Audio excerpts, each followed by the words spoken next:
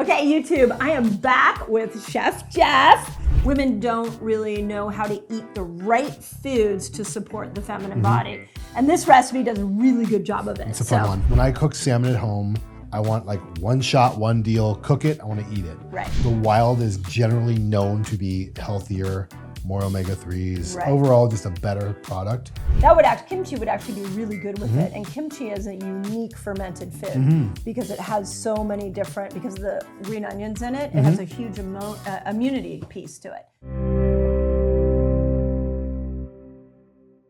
Okay, YouTube, I am back with another cooking show for you with Chef Jeff, who is one of the masterful chefs that made incredible recipes. And I always call you my omnivore chef.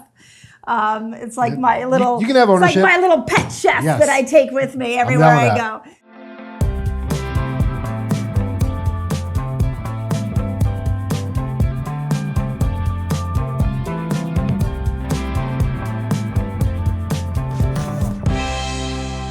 And this recipe we're about to make is actually, I've made it 4 times, which is amazing. It's awesome.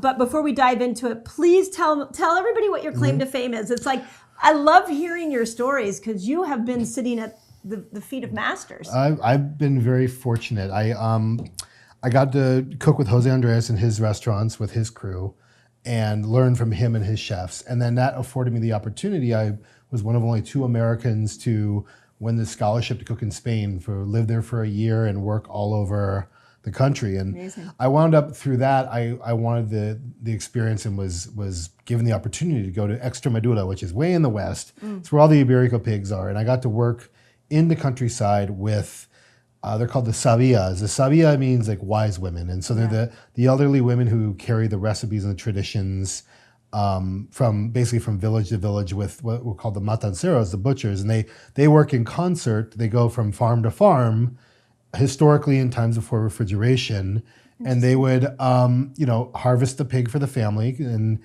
make all the recipes that these sabias know, and the men would break down and harvest the animal, and then that's how folks survived the winter. And so I got to study with these folks, and then when I came back to America, I realized charcuterie was just starting to be a thing, and nobody knew about the Spanish stuff. Yeah. So I wrote this crazy cookbook called Charcuteria de Sol of Spain, which I'm a chef. I don't claim to be the greatest writer, that God's gift to cookbooks, but you have editors. Yeah, exactly. We did a pretty good job. The editors are the magic. Yeah, they did a good job because we were nominated for a James Beard Award off the first shot, and we won the Gourmand Cookbook Award. It was it's a very, very cool thing. Amazing. So, well, I feel really honored to have your recipes right back at you. in Eat Like a Girl because, one of the struggles, and you and I have talked about this, is that women don't really know how to eat the right foods to support the feminine body. And so what we did in the book is, the front part of the book is the rules of eating for like a woman. But then we have your recipes, we have Chef Leslie's recipes. So one of the things I'm trying to do is really show people that healthy eating can be really tasty 100%. too. So, and this recipe does a really good job of it. It's a fun one. Yeah. So salmon furikake, and take it away. How do we do this? Well, I wanted to make a salmon. This is how I eat at home. I'm lazy. I don't love cleaning. And so when I cook salmon at home, I don't want like 3 different dirty things in a pan, and I want like one shot, one deal, cook it, I want to eat it. Right. And so this dish I developed for people with that thought process. So it's really just, you get some beautiful salmon. Yep. We're gonna do a quick little kind of quasi brine, and what that is, just a little salt, little sugar, put it on top, let it sit for an hour, 2 hours, 3 hours, it doesn't matter, in the fridge. Okay. When you're ready to cook it, you take it out, you rinse it off, you pat it dry, and you give it a little kind of smear with like a Dijon honey kind of mixture. And then the whole thing gets baked and then broiled off, and the top gets nice and kind of bruleed a little. Then you sprinkle on your furikake, and that's it. Yeah, done. Amazing. Easy peasy, lemon squeezy. So easy. Yeah. Now, before you dive into it, so like this salmon is wild, and so I can tell that just by the richness of its color. Yeah, absolutely. But you've owned several restaurants, worked in so many. Do they typically go for the wild over the farm fresh? For the most part, what it is the wild is generally known to be healthier, more omega-3s, overall just a better product. So most of the restaurants I've worked in as long as it's in the season, Right. and we work with the seasonalities, we work with the Monterey watch list. Right. If salmon's available, we're getting the wild. Okay. And then, there are some that they call wild farmed, Right. which is really interesting, where they block off a huge waterway. And so it is a farm, but it's also a completely wild environment. Wow. And so that's most restaurants that still need to have salmon on a menu, but it's out of season, they'll go that direction. And what is sustainable? Because I've been in restaurants, I always ask at a restaurant, I always say, what is it? Is this wild farm? And sometimes they say it's sustainable. Yeah. So sustainable, really, and I'm not the expert on this, but what I understand it to mean is that it's something that from an ecological standpoint, you're not harming the species, you're not harming the things around it. Yeah. You're not going to cause a shortage of the supply, and it's regulated in some fashion that those things will happen. Right. Okay, perfect, great. Okay, with that out of the way, now let's make this amazing. Let's make some salmon. So again, we're just gonna start with a really simple brine. Okay. And all it is a brine is just, normally it's salt and water, or in this case we add a little bit of sugar just to kind of help out the salinity of it. Yeah. And also to get some browning on the fish. So I just do a really quick 1-to-1 salt and sugar. Okay. Right? So from here, what we're going to do is we have our salt, we have our sugar, we did a quick little mix, and we're just going to sprinkle it right on top. Okay. And that's it. And we're just going to kind of rub that in. Amazing. And you have both sides. And now, we use coconut sugar, just so we've talked about it on other videos before, is that coconut sugar is lower in the glycemic index. So in case you're wondering why it's brown, that's coconut sugar. That's why it's coconut sugar. And it works really well with this particular recipe as well, because it's not like crazy sweet. Right. But it's sweet enough. Now you can go skin on or skin off. In this case, we decided today to go skin on. It will get a little nicer a brulee if it's skin off. But I think that's how we wrote in the book. But for today, we just said, we're going to do it with the skin on. And the thing about the skin is that every time I have fish on my plate, I try to eat the skin because there's more omega-3s super healthy. in it. Yeah. So if you put something lovely like salt and sugar on there, absolutely. I'm probably going to eat the skin. Absolutely. So this we're going to put into the fridge and let it hang out for, just a couple hours. Okay. So from here, we did a couple extra pieces. Okay. And you can see what's really interesting about the salmon when it sits in this brine is it gets this sort of denseness to the flesh. It doesn't look quite as open. Okay. So the water has come out and it's compacted. And what's going to happen now is it's going to, when it cooks up, it'll be nice and firm for us and meaty. Okay. So the one thing we do need to do from here, and you can actually touch it and feel how firm it is now. Oh yeah. It's super firm. It's almost like jerky. Yeah. I was gonna say lox or like a thick piece of lox. That's exactly how lox is made. Yeah. Oh, interesting. So from here, we're gonna rinse it off just to get the outside surface salt and sugar off, and then we're gonna pat it dry with paper towels, and then we're ready to go. We can pop it in the oven. Okay. So quick little rinse. And when you're rinsing it off, are you rinsing it off just gently? A little splash. Yeah. That's it. Yeah. So we have our salmon, rinsed it off. I'm just going to pat it really nice and dry. We want it really good and dry here. Okay. So the brine was really about texture and firming it up. Absolutely. A little seasoning. It's gonna season our fish a little bit for us. Okay. So from here, you can see it's pretty nice and dried out. It's got a really nice kind of texture. We're gonna put this right onto the cookie sheet. Okay. And I'm gonna go, I think we're gonna go skin side down to start. What's the difference? Well, if I was cooking this, say in a pan, I would go skin side down and I would want to brown it, and then we would finish it. And the thing is since we're gonna throw this in the broiler, and the broiler element's gonna be right on top of the meat. Yeah. I want to really blast the meat. And I think what we're going to do, just because we have the skin on, we're going to flip it over and we're going to glaze the top of the skin and finish it that way. Okay. Before we put it in the oven, we're going to put just a little bit of oil on them. Oops. And it's going to do imagine the omega-3s in this between the wild salmon and the olive oil. Like it's talk about a good fat meal. Yeah, right. All right, into the oven we go. And it goes. You okay? Yep. Good. So now it cooks. Okay, and how long are we letting it cook for?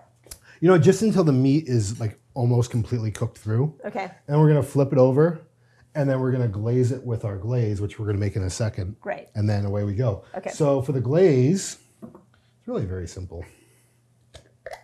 Dijon mustard. Any kind will do. I mean, really, I like the French ones, but yeah, pretty much any supermarket Dijon, any good Dijon mustard. And I know I gave actual proportions in the recipe. I think it's 2 tablespoons to 2 tablespoons. Okay.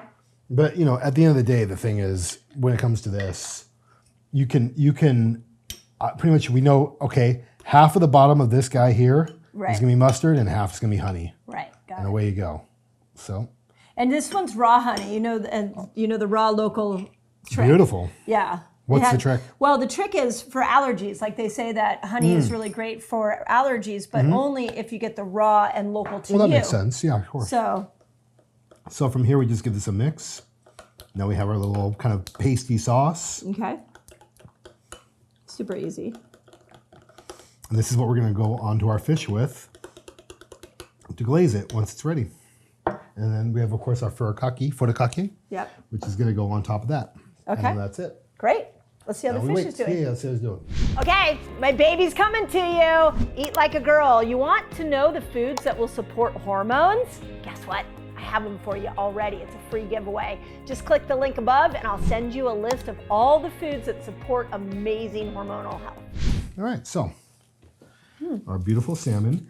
Yep, so this one we will do a little flip. Okay, good. Give a little flip. There you go. And I think this one we'll leave as is. We don't want aluminum on our that's all fish. right. So from here, we're going to just paste up our guy. Okay. So a little of this. And so this was just for everybody. This was cooked like 5 minutes. Oh, not even. 3 minutes. You can even touch the fish and you can see Yeah. like how firm it is and just how delicious. So It's super easy. yeah, so we'll do this guy on this side because it'll release when it gets nice and hot from Yeah. this. Okay. And we're gonna go back in and we're gonna broil. Okay. And then we're gonna add our furikake and we have dinner. Yay! Okay, now what would you serve the salmon with if you was at your restaurant? I like the forbidden rice move. Yep. I'm a big fan. In the book, we have a few different vegetable dishes that are specifically Asian leaning. So you have the broccoli, the sesame broccoli is a good one. Yep, that was the good. eggplant. There's a couple of those that are really good in there. Even something as simple as kimchi on the side. Yeah. You get your probiotic in there. Oh yeah. That would kimchi would actually be really good with it. And kimchi is a unique fermented food because it has so many different, because of the green onions in it, it has a huge immunity piece to it. You ferment green onions, you get a bacteria that supports great immunity. So this would, and I've tasted this recipe now 4 times. And what I actually did is I put it with Chef Leslie's kimchi edamame bowl. Oh, that's delicious. I just put it right on top. That's great. Don't tell Chef Leslie. Oh, look at that. It's getting all nice and just want to show the halfway point here. You can see it's all nice and boobly. We're not quite there. We're not quite browned, but she's pretty delicious. Well, maybe just a couple more minutes. You want it caramelized. Yeah, caramelization. So a little brown tint. Yep, exactly. But not burnt. No, well, what the honey is doing is it's kind of setting up, and it's almost not quite candying, but it is the water is reducing out of everything, and it's creating this nice little glaze. And right before it gets too hard and set is when we're going to sprinkle on the furikake, and it'll kind of set like a crust right on top. All right, this guy smells about done. There we are. There we go. I don't want to burn you. Yeah. We're going to go right here. Look at that beautifulness. Now, you see it's still kind of wet and tacky. That is when we're going to do this. Ooh, that looks good. And then if you want to do the no skin, you do it on this guy. Right. Got it. And there you go. Oh my God, it looks amazing. Okay, so from here, let's see if it'll behave. So no need to put it back in the oven. See, it's a lot easier without the skin. It goes right there. Yeah. You go. And there we go. There's dinner. Amazing. One for you. I'm gonna get some forks. Yeah.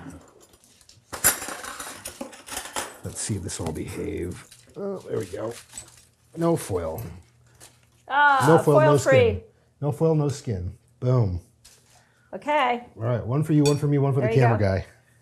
One for the what guy? The camera guy. The camera guy. Yes, maybe we'll let the camera guy eat. Okay. Hold on, I go. Here's salmon. The pressure. Chink. Cheers.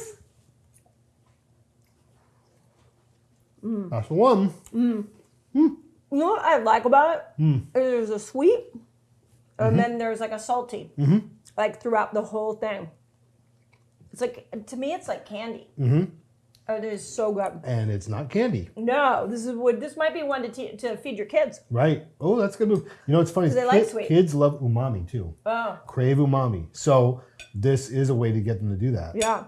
Okay, cheers. So eat like a girl. If you want these recipes, we got it in a book for you. And I'm not the recipe maker. He and Chef Leslie are, and they did a phenomenal job. So cheers. I know you're struggling to lose weight. It may be your fasting length. So in this video, I'm going to show you the perfect fasting length to unstick weight loss. In fact, it's such an incredible tool for weight loss. I think you should start with fasting before you change your food to be able to get into that door in for losing weight.